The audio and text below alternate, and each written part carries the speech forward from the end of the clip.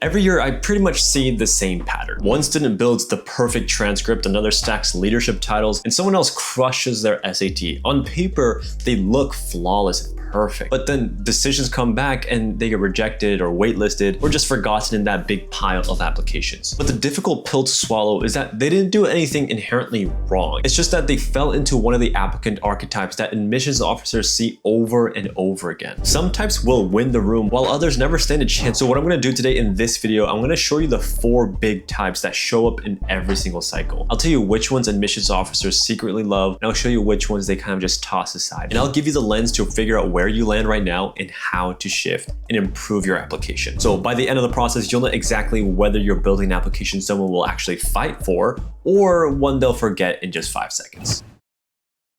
Type 1, the specialist. This is the student who knows exactly who they are and what they stand for. They've got a spike in their application, a clear lane that connects every part of their application. It's not random and it's not scattered all over the place. Maybe it's like a biotech research where they've been in lab for 2 summers. Maybe it's youth politics where they've organized campaigns and actually gotten people out to vote. Maybe it's teaching some classes out there that you're genuinely interested in. Whatever it might be, it runs through their essays, their activity lists, their awards, and even what their teachers say about them in the letter of recommendations. And the reason why this works so well is that admissions officers love applicants like this because they feel like a safe bet. A clear, consistent direction signals that this student has focus, discipline, and drive. Because if they're looking at someone comparatively on the opposite side of the spectrum, someone that does all different types of things, kind of mediocre at some, and is not clear as to what they want to do in the future, there is a lot of risk built into that student's application. So they want to kind of steer away from that and choose someone that is more consistent, reliable, and most importantly, predictable in terms of their success. Highly competitive schools admit these type of students because it makes the college look smart when that student later wins awards, publishes, leads organizations. So here are 2 quick tests to see if you're a specialist, a type 1 archetype. If someone skimmed your application in just like 7 minutes, would they instantly understand your lane, your focus, and your story? If they had to describe you in 3 words, would all 3 point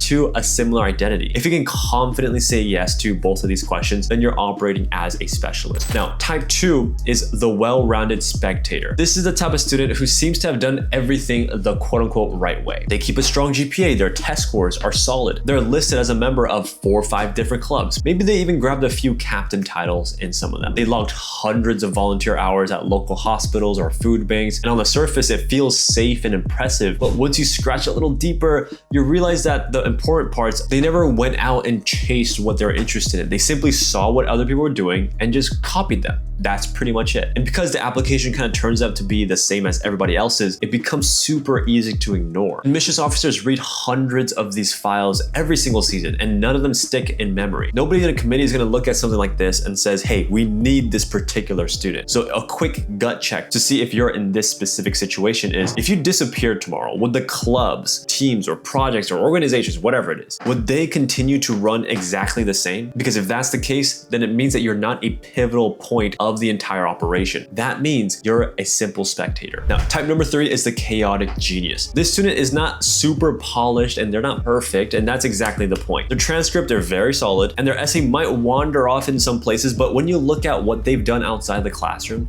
the work is absolutely undeniable, and the things that they've achieved is something that cannot be easily replicated. They might have built an app that's somehow gotten 10,000 downloads, even if the code was messy. Or maybe they poured themselves into a short film that actually screened at a local festival. They tend to start projects that are a little rough around the edges, but they are real, visible, and leave a trace you can point to. And why this works is because of the fact that there's something magnetic about their work. In a stack of hundreds of files that all look the same, this is the one that makes an officer pause, lean back, and say, well, like, look at this kid. Like, he's actually gone out there and done something with the talents that he has or she has. Test yourself with this. Do you have something you created that people outside your immediate circle can see? Maybe it lives online, maybe it's been published, maybe it's really popular or kind of noticeable in your own community. Because if the answer is yes, then you're moving into the chaotic genius territory. Now, type number 4 is the stats stuffer. This is the type of student that does nothing but focusing on their stats, their GPA and SAT, as that's it. Extracurriculars and essays kind of just seems like an optional part of the application, although it shouldn't be. But these type of students kind of miss the point in terms of what they feel like they should be doing in terms of aiming for a top school. And the reason why this fails is because perfection without a story is completely empty. Because if these admissions officers were only hunting for perfect robots who tick every box, then their whole school is just going to be a flatline, monotonous, just like boring school, right? They're looking for human beings who stand for something. And at the most selective schools, there are thousands of kids with nearly identical stats like I've talked about before. Without a clear identity or impact or just gut to just stand for what you believe in, nobody in the committee room is going to stand up and fight for them. So to quickly test this, if you're in this situation, which ideally you wouldn't be, is if I took away your GPA and your test scores, would there still be a story to tell at all from your application? Would there be evidence of who you are as a person, what you care about, and what you've actually done? Because if the answer is no to that, then you're sitting in stat stuffer territory, which you ideally just wouldn't want to be in. The truth is that admissions isn't about stacking credentials, because if that's the case, then pretty much everyone would get into Harvard, right?